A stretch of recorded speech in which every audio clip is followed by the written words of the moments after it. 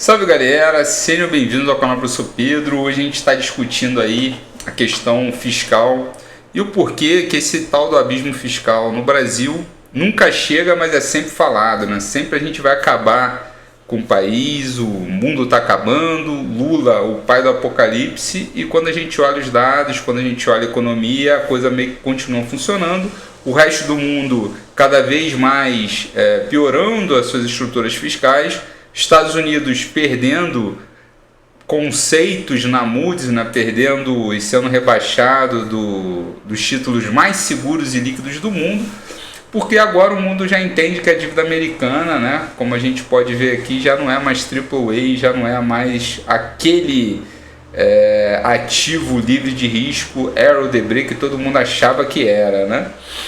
A dívida escalonando para 34 trilhões, 4 vezes o PIB americano, e muita gente achando que a coisa está tranquila lá.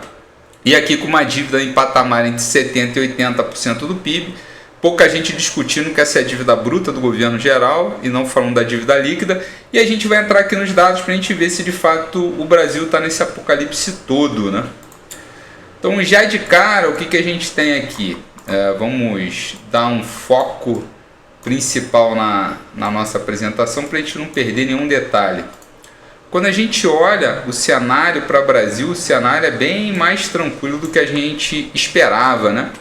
Então, o endividamento, que é a necessidade de financiamento do setor público, né, o endividamento em termos de fluxo, ele está batendo mensais nas casas dos 10 bi, enquanto que, obviamente, né, os estoques da dívida vão para casa trilionária, né? Ainda não atingimos 1 trilhão de reais, mas estamos caminhando para, principalmente por conta desse movimento aqui de aceleração a partir do governo Lula, mas é um movimento de aceleração que a gente ainda não fez a conta sobre PIB. E aí quando a gente pega a conta sobre PIB, que é o principal indicador, ou seja, não adianta a gente falar em valores de passado e sim em valores de presente, a gente percebe que o pior já passou. O pior estava lá no governo Bolsonelson. O governo Bolsonelson estava no pior... Opa, vamos voltar. O governo Bolsonelson estava no pior cenário. Pelo amor de Deus, espera aí. O governo Bolsonelson estava no pior cenário. A conta sobre PIB, explicando aqui que a gente chegou a ter um estoque de quase 50% de dívida em termos de somatório do fluxo mensal. Então a gente estava atingindo aí um acumulado de 12 meses, quase 50% do PIB de endividamento, e hoje a gente está atingindo aí cerca de 35%. E parte desse movimento aqui, dessa inclinação linear, com certeza é a subida de juros. Isso aqui, obviamente, envolve, né, a conta não só primária, como a conta nominal dos juros. Quando a gente pega em termos de estoque, né, de fato, não sobre PIB, mas em termos de estoque total, o governo Lula apresenta um maior endividamento, mas, obviamente, o PIB é muito maior do que foi no passado. Então, um crescimento de 3,5% acumulado ao longo dos anos faz com que esse crescimento de quase 10% do PIB mitiga essa dívida em patamares abaixo do que o Bolsonaro entregou sobre PIB. E quando a gente pega em termos de desvios, né, a gente percebe que a volatilidade do governo Bolsonaro foi muito grande, assim como da Dilma. Então são governos muito parecidos. Além disso, a distribuição ao longo do mandato, a gente percebe mais uma vez uma forte volatilidade na situação fiscal do Brasil, mostrando que Bolsonaro de fato entregou uma volatilidade sem precedentes, só parecido com a Dilma. E lembrando que essa cauda longa à direita, né, ou seja, um desvio à esquerda do governo Dilma, tem a ver muito com o movimento pós-2015, né, que é onde o Congresso ensejou pautas bombas e desmontou toda a estrutura fiscal que o Brasil tinha até 2015, inclusive com o fim do fator previdenciário. Quando a gente pega, então, em termos de previsões sobre PIB, né, a gente tem uma certa estabilidade, seja no modelo Arima, seja no modelo ATS, indicando aí que o pior cenário, um cenário explosivo, não faz muito sentido quando a gente pega as contas para o Brasil.